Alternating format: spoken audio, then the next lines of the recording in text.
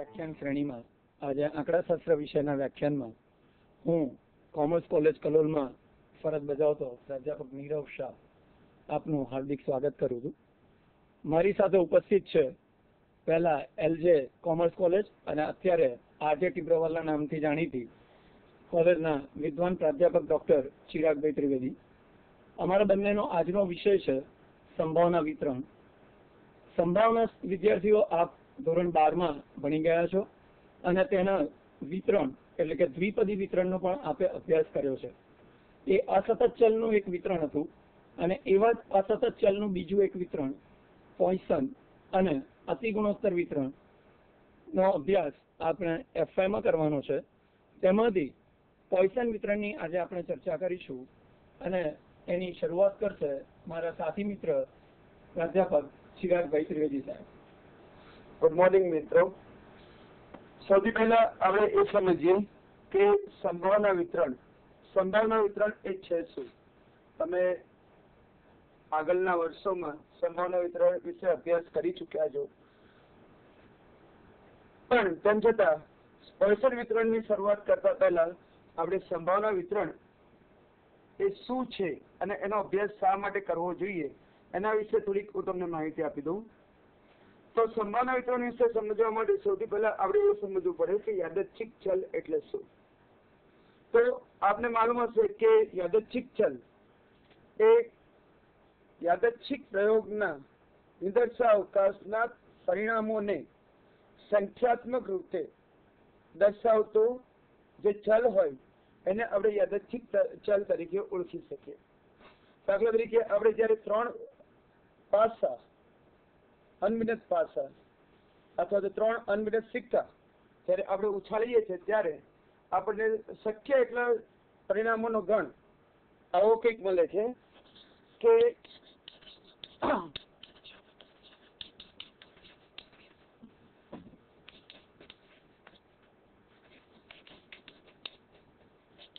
કુલ 8 પરિણામો મળશે. તો આ પરિણામોનો ગણને આપણે નિદર્શાવકાશ તરીકે દર્શાવીએ છીએ.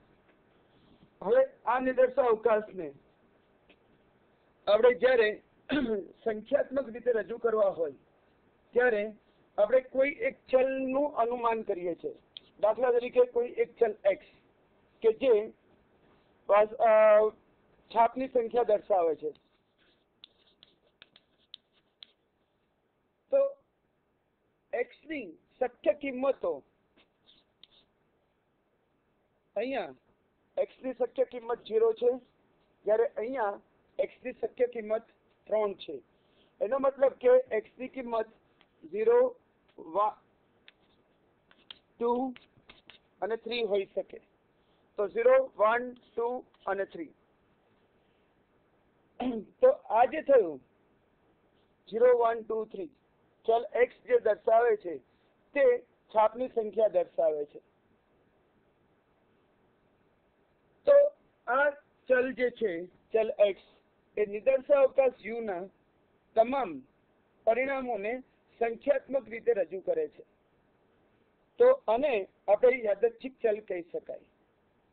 તો સીધી સરળ ભાષામાં આપણે એમ કહી શકીએ કે યાદચ્છિક ચલ x એ કોઈ પણ નિદર્શાવકાશ ના પરિણામોને સંખ્યાત્મક રૂપે દર્શાવતો ચલ છે.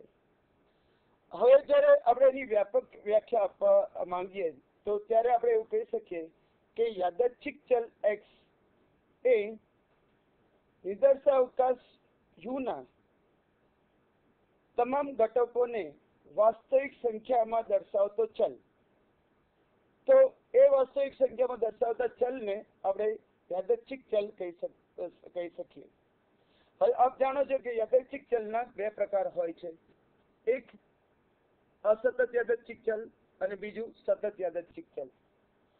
અસતત યાદચ્છિક ચલ એટલે શું કે જેમાં જે ચલ ફક્ત નિશ્ચિત સંખ્યાઓ જ ધારણ કરતું હોય તો એવા ચલને આપણે અસતત યાદચ્છિક ચલ કહીએ છીએ.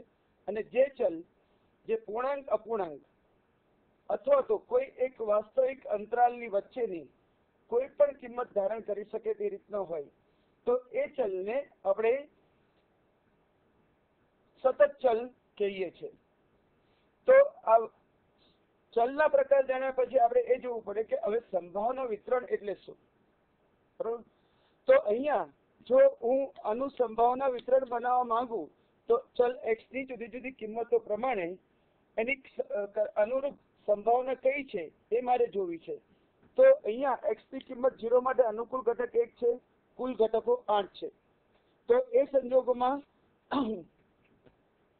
ચલ x ની કિંમત 0 હોય તેની સંભાવના 1/8 થાય. તેવી જ રીતે ચલ x ની કિંમત 3 હોય એટલે ફક્ત એક જ છાપ દર્શાવતા સંખ્યાત્મક આપણે નિદર્શાવકાશમાં ઘટકો 1, 2 અને 3 છે તો અનુકૂળ ઘટકો 3, કુલ ઘટકો 8. એવી જ રીતે 2 માટે અને 1 માટે આપણને આ મળી શકે. તો હવે આનો જે સરવાળો થશે તો કુલ સંભાવના 8/8 એટલે 1 થઈ જશે. એનો મતલબ કે આ જે રચના જે છે કે રચના દર્શાવે છે કે કુલ સંભાવના 1 યાદચ્છિક ચલની જુદી જુદી કિંમતો માટે કઈ રીતના વિતરિત થયેલી છે તે દર્શાવતું એક આ કોષ્ટક છે અથવા તો આ રચના છે. તો આ રચનાને આપણે સંભાવના વિતરણ કહીએ છીએ. તો સંભાવના વિતરણ નો આપણે ખ્યાલ મેળવ્યા પછી આપણે સંભાવના વિતરણના પ્રકાર કેટલા હોઈ શકે. તો કે આપણી પાસે 2 પ્રકારના સંભાવના વિતરણ હોઈ શકે કારણ કે આપણી પાસે 2 પ્રકારના યાદચ્છિક ચલ હોય છે. એક યાદચ્છિક ચલ કે જે અસતત હોય છે જેમ કે અહીંયા છાપની સંખ્યા. તો અસતત ચલ માટેના સંભાવના વિતરણને આપણે અસતત સંભાવના વિતરણ અથવા તો સંભાવના ઘટક વિતરણ કહી શકીએ છીએ. જ્યારે જો ચલ બેઝિક ચલ સતત હોય તો સતત ચલના સંભાવના વિતરણને સતત સંભાવના વિતરણ આપણે કહી શકીએ છીએ. બરોબર.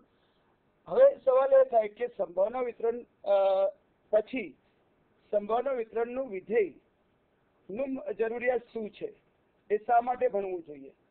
તો અહીંયા જસ્ટ કરીને આપણે બતાવ્યું કે કોઈ એક છાપને 3 વખત ઉછાળે તો એનું સંભાવના વિતરણ આ રીતના મળે છે. હવે આવી જ રીતે જ્યારે તમે કોઈ ચલ x કોઈ એક સિક્કાને 10 વખત ઉછાળો બરોબર અને મળતી છાપની સંખ્યાનું આપણે સંભાવનાઓ શોધવાની હોય તો એ સંજોગોમાં આપણે આ રીતના સંભાવના વિતરણ શોધવું ઘણું અઘરું અને કોમ્પ્લેક્સ થઈ જતું હોય છે. બરોબર. તો એ સંજોગોમાં આપણે શું થાય કે આપણે આ એક ગણ છે એવું માની લઈએ. ચલ x ની જુદી જુદી કિંમતો દર્શાવતો ગણ છે, જ્યારે આ સંભાવના કુલ સંભાવના 1 દર્શાવતું અલગ અલગ ગણ છે.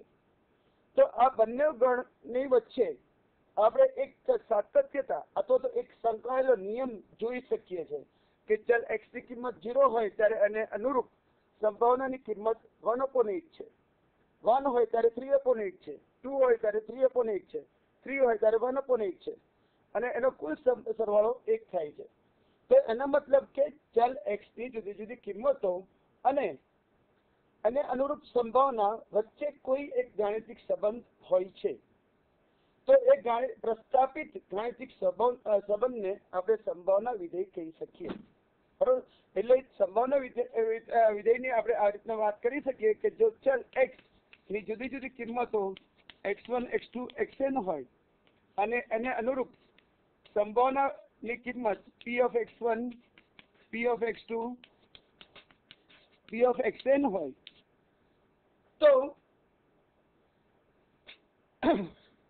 તો આ px ને ચલ x નું સંભાવના વિધેય કહી શકાય કે જ્યારે એ આ 2 શરતોનું સમાધાન કરતું હોય.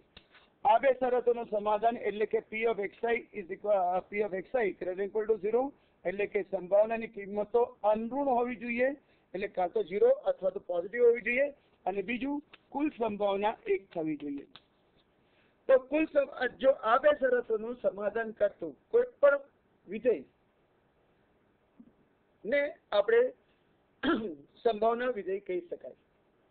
હવે જ્યારે તમે સંભાવના વિધેયનો અભ્યાસ આગળના વર્ષોમાં કર્યો ત્યારે સૌથી પહેલા તમે જોયું કે દ્વિપદી વિતરણ. તો દ્વિપદી વિતરણ એ અમુક ચોક્કસ સંજોગો દરમિયાન એનો ઉપયોગ થઈ શકે છે કે જ્યારે ચલ x ની ડાયકોટોમસ આઉટકમ હોય, એટલે એનો મતલબ કે ફક્ત બે જ પરિણામો મળતા હોય, બરોબર, અને દરેક પ્રયત્નમાં સફળતાની સંભાવના સમાન રહેતી હોય, એટલે કે દરેક પ્રયત્ન સ્વતંત્ર હોય અને પ્રયોગનું ચોક્કસ સંખ્યા વખત પુનરાવર્તન કરી શકાતું હોય, તો એ સંજોગોમાં આપણે દ્વિપદી વિતરણનો ઉપયોગ કરી શકીએ છીએ. હવે જ્યારે દ્વિપદી વિતરણનો ઉપયોગ કરતા હોઈએ ત્યારે આપણે દ્વિપદી વિતરણના જે ગુણધર્મો છે એ ગુણધર્મોમાં એક ગુણધર્મ જો તમને યાદ હોય તો આવી રીતના હતું કે જ્યારે કુલ પ્રયત્નની સંખ્યા ખૂબ જ મોટી હોય અને સફળતાની સંભાવના ખૂબ જ નાની હોય, તો એ સંજોગોમાં દ્વિપદી વિતરણની જગ્યાએ આપણે પોઇસન વિતરણનો ઉપયોગ કરી શકાય.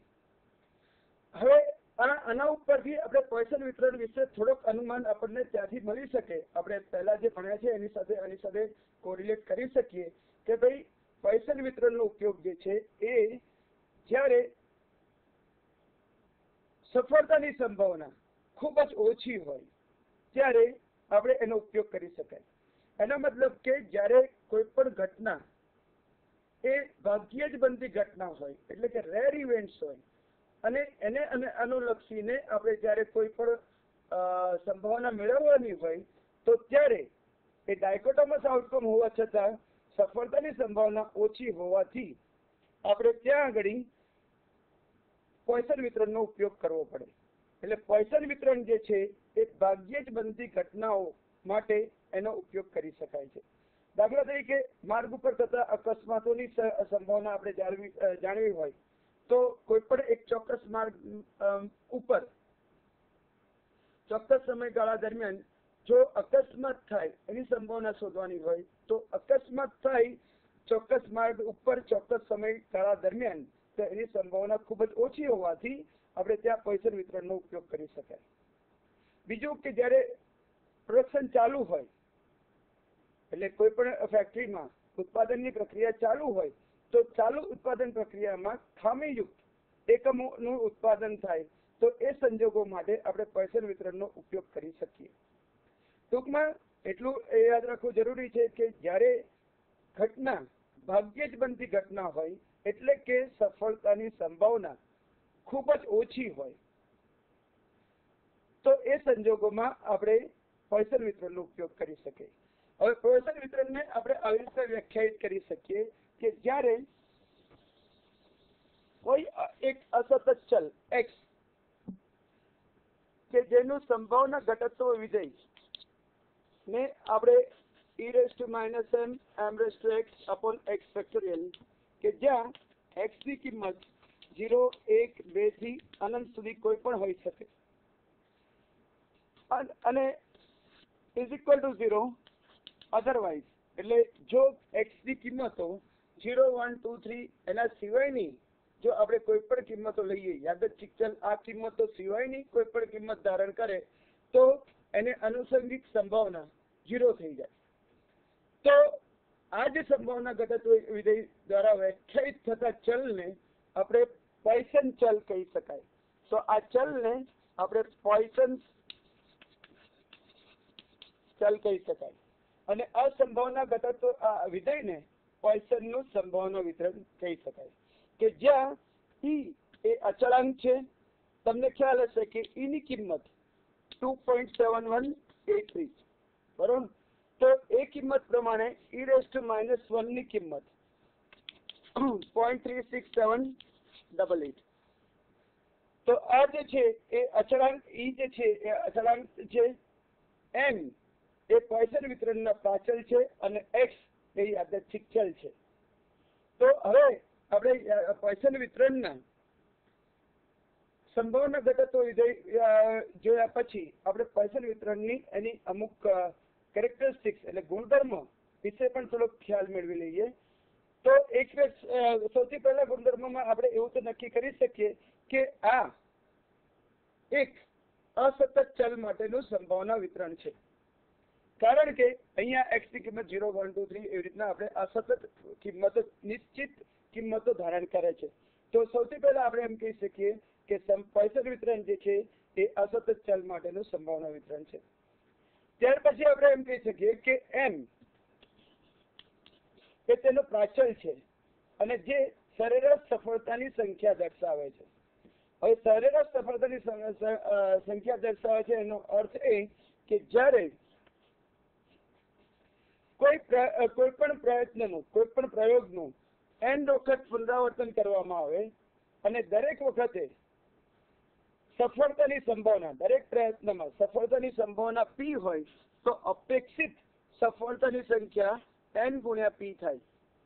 તો એ જે છે એ અહીંયા પોઇસન વિતરણ દ્વારા પોઇસન વિતરણના પ્રાચલ તરીકે દર્શાવી શકાય. તો m = n × p.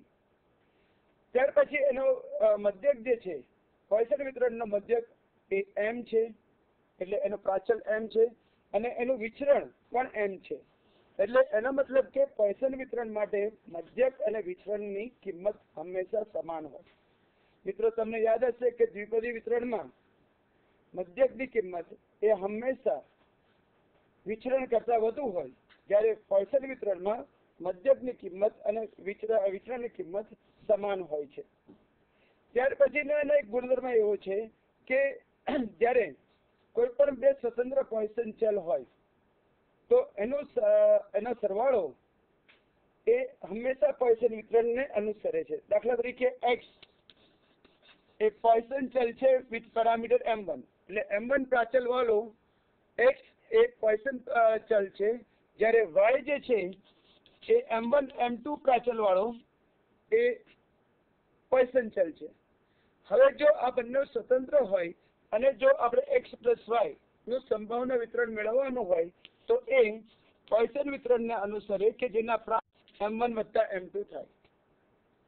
મિત્રો, આ એની એડિટિવ પ્રોપર્ટી કહેવાય કે બે પોઇસન સ્વતંત્ર ચલનો સરવાળો એ પોઇસન વિતરણને અનુસરે છે કે જેનો પ્રાચલ m1 + m2 જેટલો થાય છે. ત્યાર પછી એની જે બીજી અગત્યની જે આપણે પ્રોપર્ટી કહી શકીએ, ગુણધર્મ કહી શકાય, તો એ છે કે પોઇસન વિતરણની વિષમતા હંમેશા ધન હોય છે. કારણ કે અહીંયા તમને આપણે કીધું કે p ની કિંમત હંમેશા ખૂબ જ નાની હોય છે. નાની હોય છે ઇન ધ મીન્સ એની કિંમત 1/3 કરતા ઓછી જ રહેવાની, બરોબર. અને તમે દ્વિપદી વિતરણમાં ભણી ચૂક્યા છો કે જ્યારે p ની કિંમત 1/3 કરતા ઓછી હોય તો એની વિષમતા ધન થાય. ધન વિષમતા થાય એટલે એનો અર્થ શું થશે કે જ્યારે એનો આપણે આવૃત્તિ વક્ર દોરીશું તે આવૃત્તિ વક્ર કંઈક આ પ્રકારનો મળશે. એનો મતલબ કે ચલ x ની નાની કિંમત માટે તમને સંભાવના અથવા તો આવૃત્તિ વધારે મળશે, બરોબર. એટલે હવે આ વસ્તુને એક વાસ્તવિકતા સાથે તમે સાંભળી જુઓ કે માર્ગ ઉપર થતા અકસ્માતોની સંખ્યા, બરોબર, તો અકસ્માત થાય એવા દિવસોની સંખ્યા સામાન્ય રીતે ઓછી હોય એટલે અકસ્માતો ઓછા થતા હોય એવા દિવસોની સંખ્યા વધુ હોય અને અકસ્માત વધુ થતા હોય એવા દિવસોની સંખ્યા ઓછી હોય. તો આ એની પ્રોપર્ટીનું અર્થઘટન કર્યું આપણે એવું કહેવાય. મિત્રો, ત્યાર પછી હવે આપણે આના કેટલાક ન્યુમેરિકલ એક્ઝામ્પલ્સ જે જોવાના છે એ ન્યુમેરિકલ એક્ઝામ્પલ્સ પ્રોફેસર નીરવ બી શાહ આપને સમજાવશે. Okay, thank you.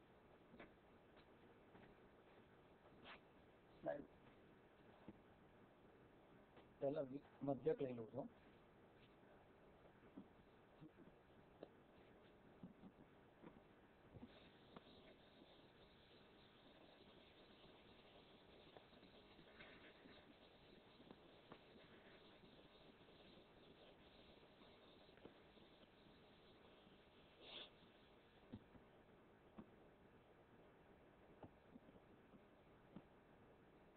પ્રાધ્યાપક ત્રિવેદી સાહેબે પોઇસન વિતરણની શરૂઆત કરી અને એના ગુણધર્મોની એમણે વાત કરી કે મધ્યક અને વિચરણ એ સરખા હોય છે.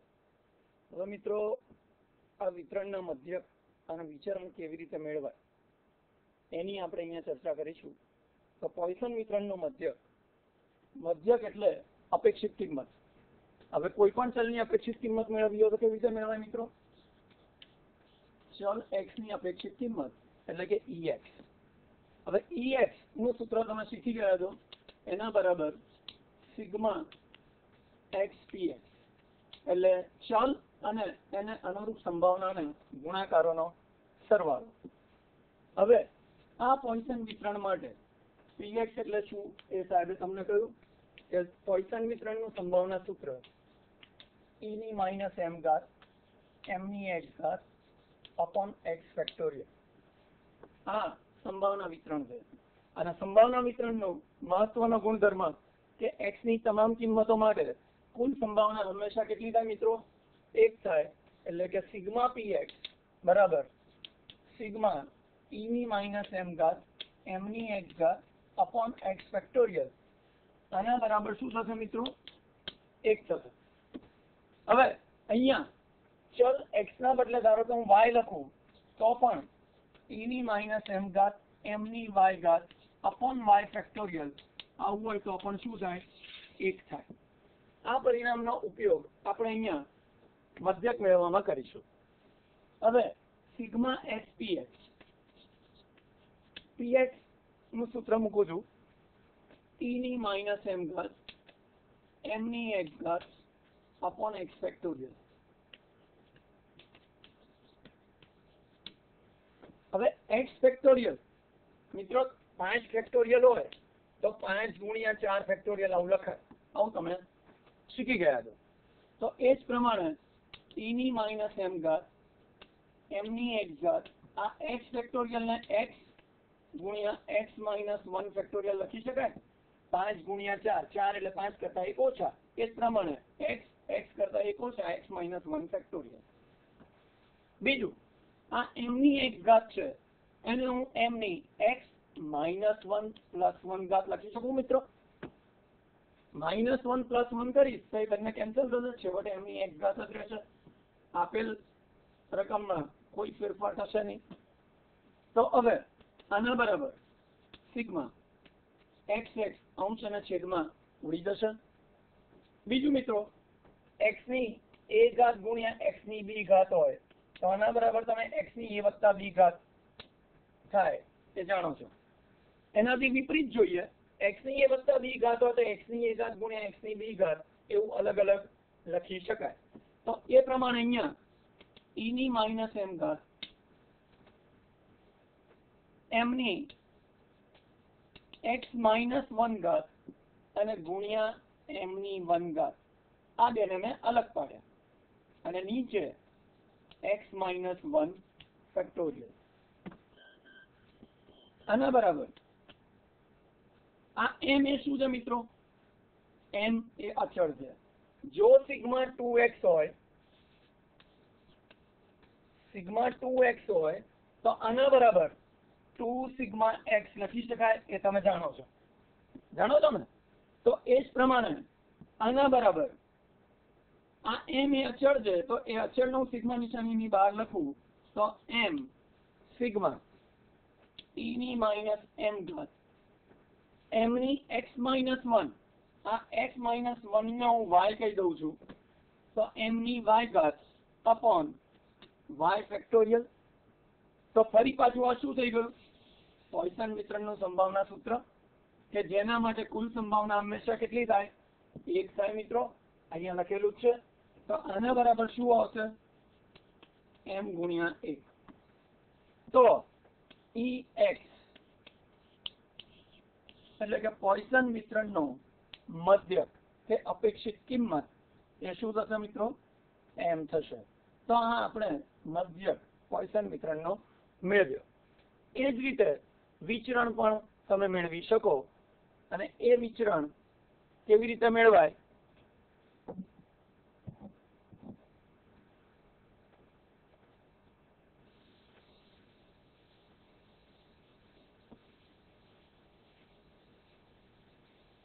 તો વિચરણની વાત કરીએ મિત્રો. તો વિચરણ એટલે વેરિયાન્સ એક્સ, એક્સ નું વિચરણ વેરિયાન્સ એક્સ એના બરાબર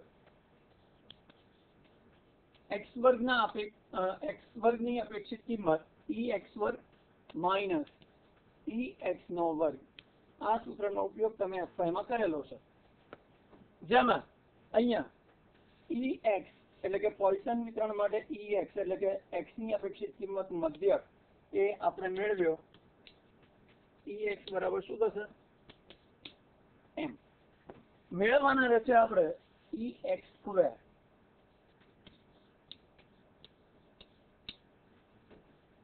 ઈ એક્સ સ્ક્વેર. તો હવે ઈ એક્સ સ્ક્વેર કેવી રીતે મેળવીશું? તો ઈ એક્સ સ્ક્વેર બરાબર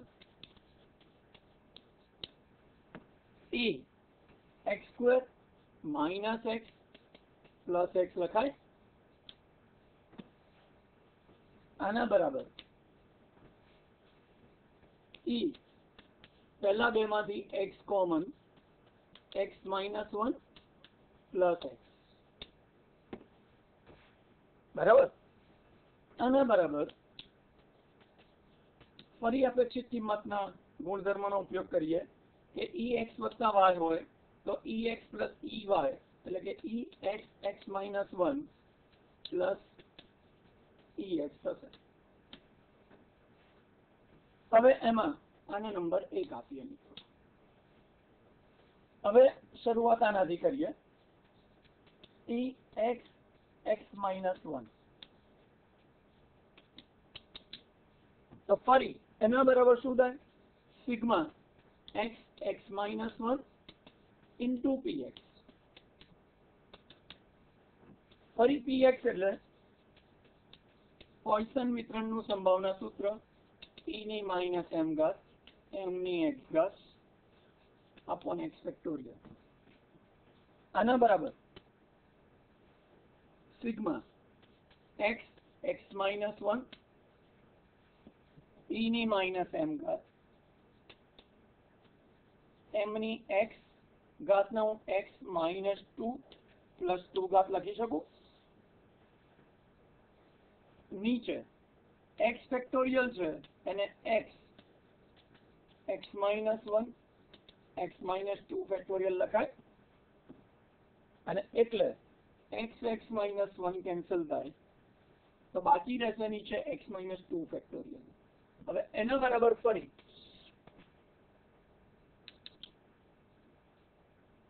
સિગ્મા e ની માઇનસ m ઘાત m ની x માઇનસ 2 ઘાત. ફરી પેલા નિયમનો ઉપયોગ x ની a વત્તા b ઘાત બરાબર x ની a વત્તા x ની a ગુણ્યા x ની b ઘાત તો m ની x માઇનસ 2 ઘાત ગુણ્યા m વર્ગ અપોન x માઇનસ 2 ફેક્ટોરિયલ. અને બરાબર ફરી આ m વર્ગ એ તો અચળ છે મિત્રો તો એને સિગ્મા સંકેતની બહાર લખી શકાય એટલે m વર્ગ સિગ્મા e ની માઇનસ m ઘાત m ની x માઇનસ 2 ને હું ફરી y લખું છું m ની y ઘાત અપોન y ફેક્ટોરિયલ જ્યાં y બરાબર x માઇનસ 2. તો આ મિત્રો શું થઈ ગયું? હવે y ચલ વાળા પોઇસન વિતરણનું સંભાવના સૂત્ર થયું અને એટલે એની કુલ સંભાવના કેટલી થશે મિત્રો? 1. તો આના બરાબર શું થશે? m વર્ગ ગુણ્યા 1 અને એટલે m વર્ગ. કોના બરાબર? ઈ એક્સ એક્સ માઇનસ 1 x ગુણ્યા x માઇનસ 1 ની અપેક્ષિત કિંમત બરાબર m વર્ગ. આને પરિણામ 2 કહું છું.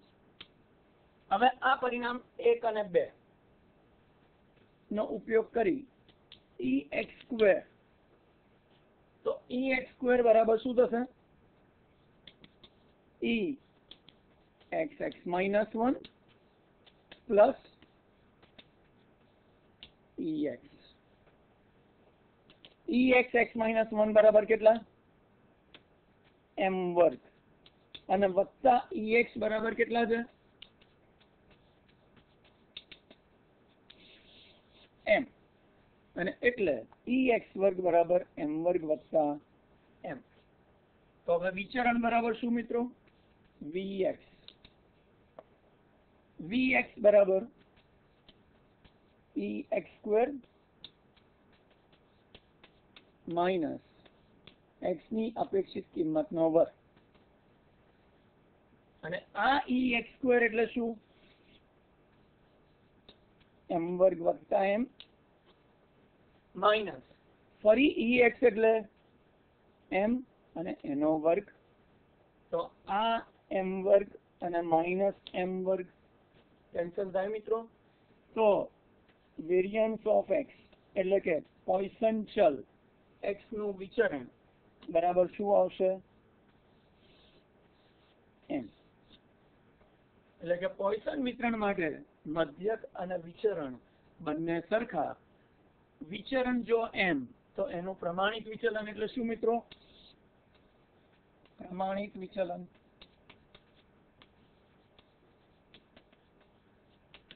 બરાબર વિચરણનું વર્ગમૂળ અને વિચરણ છે m એટલે પ્રમાણિત વિચલન વર્ગમૂળ m.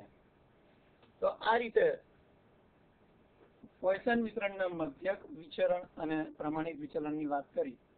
હવે આ પોઇસન વિતરણના કેટલાક ઉદાહરણોની આપણે ચર્ચા કરીશું. એ પહેલા એનો ઉપયોગ ક્યાં થાય એ સાહેબે કહ્યું તમને. ફરી એકવાર એની જરા ચર્ચા કરી લઈએ કે ભાગ્યે જ બનતા બનાવો એ ક્યારેક જ બને છે, જેની શક્યતા કે સંભાવના ખૂબ જ ઓછી છે, એવી ઘટનાઓ માટે આપણે આ પોઇસન વિતરણનો ઉપયોગ કરીએ છીએ. એક કહ્યું કે અકસ્માતની સંખ્યા કે જેની શક્યતાઓ બહુ ઓછી હોય છે, હજારો વાહનો પસાર થતા હોય એમાંથી પરાણે 1 કે 2 વાહનના અકસ્માત થાય તો એની સંભાવના ખૂબ ઓછી આવે. એવી જ રીતે જ્યારે કોઈ પણ ઉત્પાદક એ ઉત્પાદન કરતો હોય ત્યારે સ્વાભાવિક છે કે સારું જ ઉત્પાદન કરે અને એટલે એ વખતે ખામીવાળા એકમોનું ઉત્પાદન કરવાની શક્યતા ખૂબ જ નહીવત હોય. સેંકડો એકમોનું ઉત્પાદન કરે ત્યારે પરાણે 1 કે 2 એકમ ખામીવાળા ઉત્પાદિત થાય તો એની સંભાવના પણ 1 કે 2 ભાગ્યા 200-500 લો તો એની કિંમત એ 0 ની નજીકની મળશે. એવી જ રીતે તમે કોઈ એક પુસ્તક નો પ્રકાશક એ પુસ્તકનું છાપકામ કરે તો એક પાના દીઠ થતી ભૂલની સંખ્યા, મિત્રો એક પાનામાં 200-300 શબ્દો આવે એમાંથી છાપ ભૂલ વાળા શબ્દો કેટલા હોઈ શકે? પરાણે 1, 2 કે 5. તો એના માટે પણ એની સંભાવના કેવી હોય? 5/300 અથવા તો 2/200 કે જે 0 ની એકદમ નજીકની કિંમત છે. અને એટલે એવા બનાવવા માટે કે એવી ઘટનાઓ માટે આપણે પોઇસન વિતરણનો ઉપયોગ કરી શકીએ. અને એવા એકાદ બે ઉદાહરણની શરૂઆત કરીએ. તો પ્રથમ ઉદાહરણ આપ જોઈ શકશો.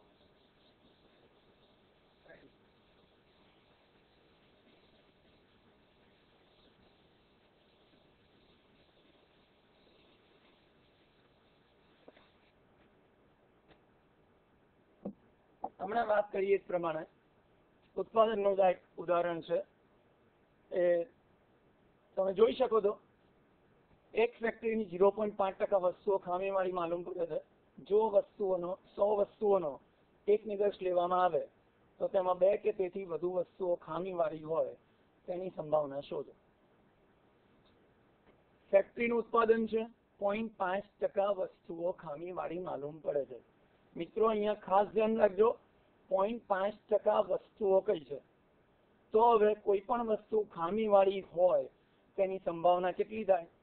0.5% એટલે 100 0.5. તો એની સંભાવના કેટલી?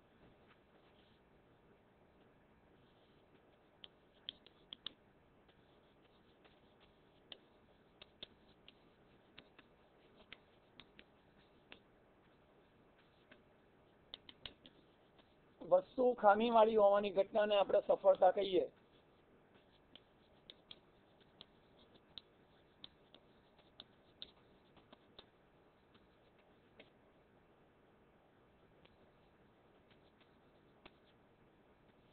તો સફળતાની સંભાવના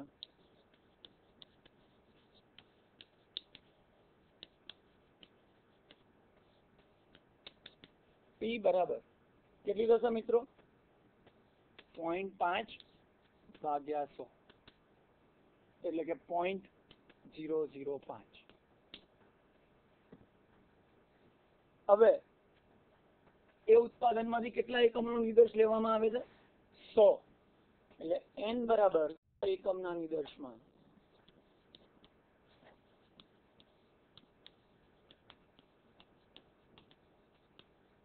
સરેરાશ ખામીવાળા એકમોની સંખ્યા.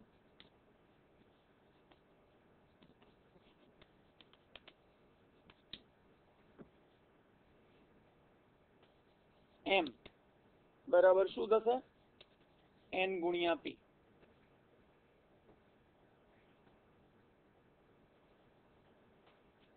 અને n ગુણ્યા p એટલે n એટલે 100 અને p એટલે 0.005. તો આના બરાબર ફરી આવશે 0.5. m બરાબર 0.5. હવે પોઇસન ચલનું સંભાવના સૂત્ર શું? x સફળતા. હવે અહીંયા આપણે સફળતા કોને કહી છે? ખામીવાળી વસ્તુઓની સંખ્યાને. એટલે કે x સફળતા એટલે કે ખામીવાળા એકમોની સંભાવના. px બરાબર e ની માઇનસ m ઘાત m ની x ઘાત અપોન x ફેક્ટોરિયલ.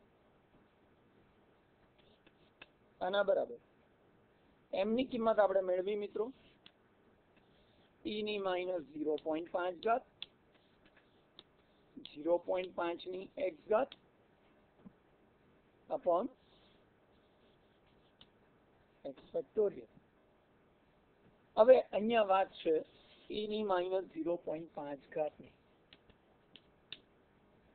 આમ તો આ કિંમત તમને આપેલી હશે અને એમાં પણ આપેલી જ હતી e ની માઇનસ 0.5 ઘાતની કિંમત. સ્લાઇડ ઉપર તમે જોઈ શકશો e ની માઇનસ 0.5 ઘાતની કિંમત 0.6065 આપેલ છે. આ ન આપેલી હોય તો મેળવી પણ શકો તમે મિત્રો. e એટલે તમને હમણાં સાહેબે કહ્યું e ની કિંમત આશરે 2.7183 આશરે. હવે e ની માઇનસ 0.5 ઘાત એટલે 1 અપોન e ની 0.5 ઘાત લખાય મિત્રો. કોઈ પણ સંખ્યાની ઋણ ઘાત એટલે એના વ્યસ્તની ધન ઘાત. હવે 0.5 એટલે 5 દશાંશ અને આ 5 દશાંશ એટલે શું થશે? 1 દૂતીયાંશ. 1 અપોન e ની 1 દૂતીયાંશ ઘાત. 1 દૂતીયાંશ ઘાત એટલે શું મિત્રો? વર્ગમૂળ 1 અપોન વર્ગમૂળ e. અને આ e ની કિંમત તો તમે જાણો જ છો પાછા 1 અપોન વર્ગમૂળમાં 2.7183. અને આ ની ગણતરી આપ કેલ્ક્યુલેટર થી કરશો તો એ કિંમત આશરે 0.6065 આવશે મિત્રો. હવે આના બરાબર આગળ વધીએ આપણે. શેની સંભાવના શોધવાની છે? 2 કે તેથી વધુ વસ્તુઓ ખામીવાળી હોય તેની સંભાવના શોધો. x બરાબર 2 કે તેથી વધુ વસ્તુઓ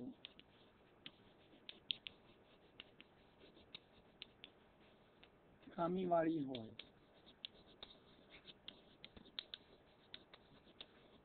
તેની સંભાવના 2 કે તેથી વધુ એટલે x greater than or equal to 2. 2 કે તેથી વધુ. હવે 2 કે તેથી વધુ એટલે 2, 3, 4, 5, 6, 7, 8, 9, 10 ગમે તેટલા એકમો એ ખામીવાળા હોઈ શકે. તો એ બધાની સંભાવના આપણે શોધવા જઈએ તો કદી પૂરું ના થાય. અને એટલે આ 2 કે તેથી વધુ સિવાયની બીજી કઈ x ની કિંમતો બાકી રહી? તો કે 0 અને 1. હવે 0 1 2 3 4 બધી જ કિંમતો માટેની કુલ સંભાવના કેટલી મિત્રો? 1. તો પછી આના બરાબર 2 કે તેથી વધુની સંભાવના જોઈતી હોય તો આપણે શું કરવું પડે?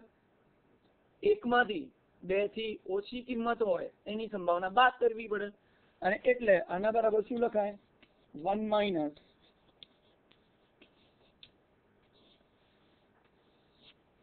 Probability x less than 2. x ની કિંમત 2 થી ઓછી હોય તેની સંભાવના, અને એના બરાબર 1 માઇનસ x ની કિંમત 2 થી ઓછી તો કઈ કઈ હોઈ શકે? 0 અને 1.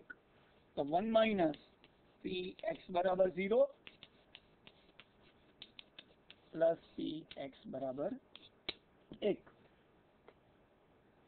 આના બરાબર 1 માઇનસ px બરાબર 0. સંભાવના સૂત્ર છે તમારી પાસે e ની માઇનસ m ઘાત m ની x ઘાત અપોન x ફેક્ટોરિયલ e ની માઇનસ 0.5 ઘાત 0.5 ની x ઘાત અપોન x ફેક્ટોરિયલ. એમાં x ની જગ્યાએ શું મૂકીશું? 0. તો પહેલા 0 મૂકીએ, 0.5 ની 0 ઘાત અપોન 0 ફેક્ટોરિયલ પ્લસ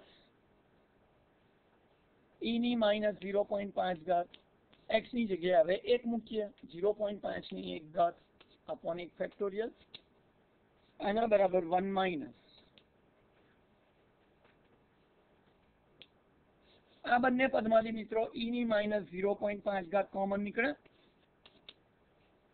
અહીંયા બાકી રહેશે 0.5 ની 0 ઘાત, કોઈ પણ સંખ્યાની 0 ઘાત એટલે 1, 0 ફેક્ટોરિયલ એટલે પણ 1, અને એટલે પહેલું પદ આવશે 1 વત્તા e ની માઇનસ 0.5 ઘાત કોમન નીકળી ગયા, 0.5 ની 1 ઘાત એટલે 0.5, 1 ફેક્ટોરિયલ એટલે 1, અને એટલે 1 વત્તા 0.5. આના બરાબર 1 માઇનસ e ની માઇનસ 0.5 ઘાત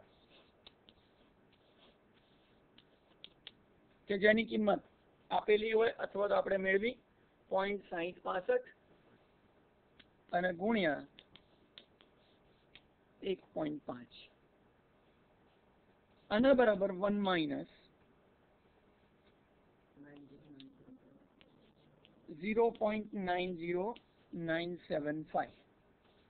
આ બંનેનો ગુણાકાર, અને એને તમે 1 માંથી બાદ કરો એટલે 0.09025.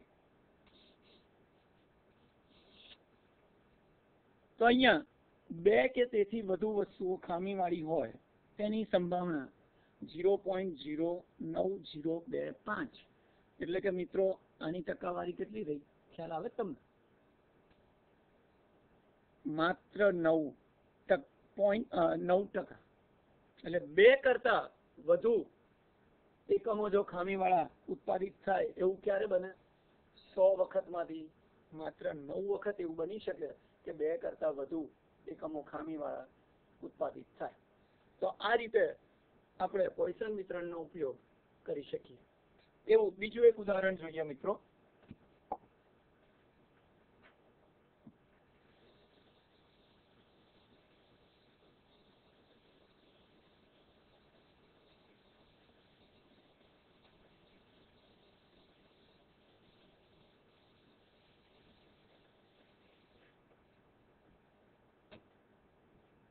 પુસ્તકના પાના દીઠ સરેરાશ ભૂલ તમને આપેલી છે. એક પુસ્તકમાં 5 પાના દીઠ સરેરાશ 3 ભૂલ માલુમ પડે છે. અહીંયા મિત્રો એટલું સમજજો કે સરેરાશ 3 ભૂલ આપી છે એ 1 પાના દીઠ નથી, 5 પાના દીઠ છે. તો 1 પાના દીઠ સરેરાશ ભૂલની સંખ્યા કેટલી એ પહેલા તમારે શોધવી પડે. તો 5 પાના દીઠ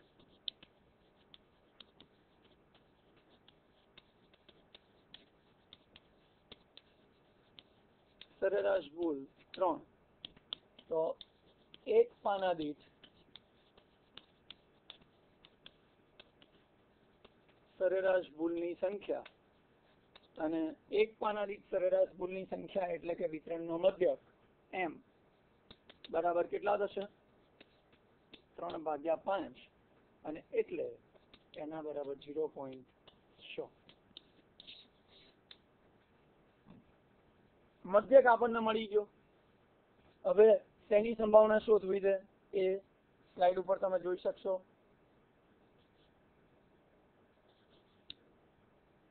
x ભૂલ અથવા તો સફળતા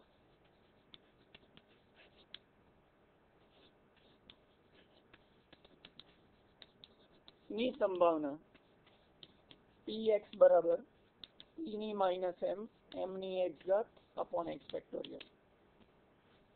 e ની માઇનસ 0.6 ઘાત 0.6 ની x ઘાત m બરાબર શોધ્યા. હવે સ્લાઇડ પર જરા નજર નાખો મિત્રો કે શેની સંભાવના શોધવાની છે. 100 પાનાના પુસ્તકમાં 2 થી વધુ ભૂલ હોય તે પોઇસન વિતરણનો ઉપયોગ કરીને શોધો. તો અહીંયા પણ એ જ પ્રમાણે 2 થી વધુ x બરાબર 2 થી વધુ ભૂલ.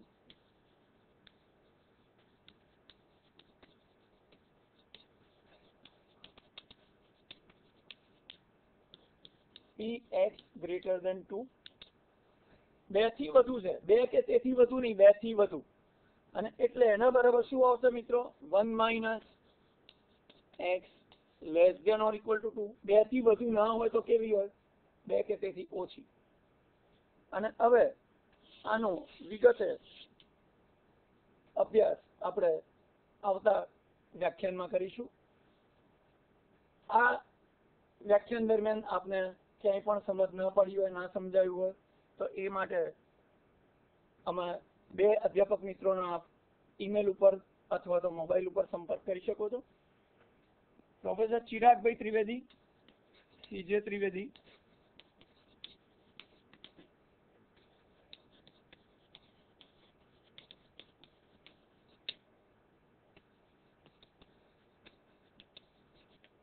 NB શાહ,